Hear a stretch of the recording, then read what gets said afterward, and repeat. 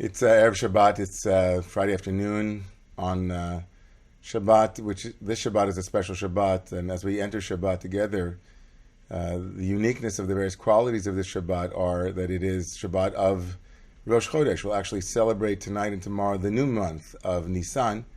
But it's also Shabbat that we are 2 weeks before every Passover. This Shabbat is 2 weeks before Passover. We read in temples from the book of Exodus, chapter 12, where we're given the mitzvah, the commandment, the practice of the new month. And so not only do we celebrate the new month, but we celebrate the commandment to designate new months that was given in the Torah. And that's a significant mitzvah, a significant commandment, because telling slaves in the book of Exodus, telling those who are still in bondage that their time would be theirs and that they could make time and they could participate in naming the new month was a very big and audacious moment.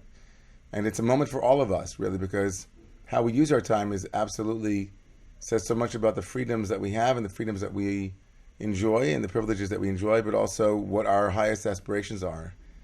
To be a partner in making the month, as the rabbis understood this mitzvah, making the month by witnessing the rebirth of the moon and then bringing that eyewitness testimony to the courts.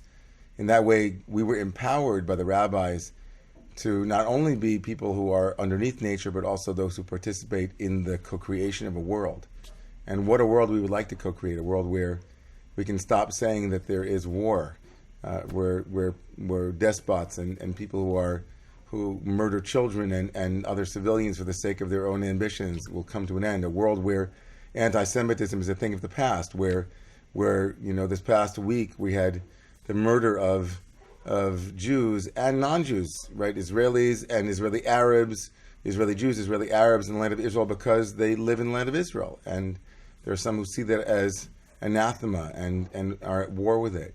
A world that we would co-create would be a world where people are not acting violently towards each other, but actually using language and speech to bring about peace and to speak from a place of need and to speak from a place of vulnerability and empowerment. So I want to bless all of you as we enter Shabbat, the Shabbat of Rosh Chodesh, of the new month, and Shabbat of commemorating HaChodesh, the month, the power that we have to renew and to be reborn again. I want to bless all of us with the strength to do that in our lives and not to give up hope.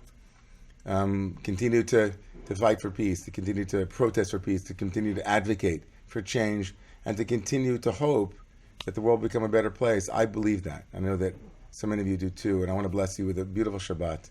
Chodesh Tov, may this month be a month of miracles for us, for all of Israel, and for all of the world. Shabbat Shalom.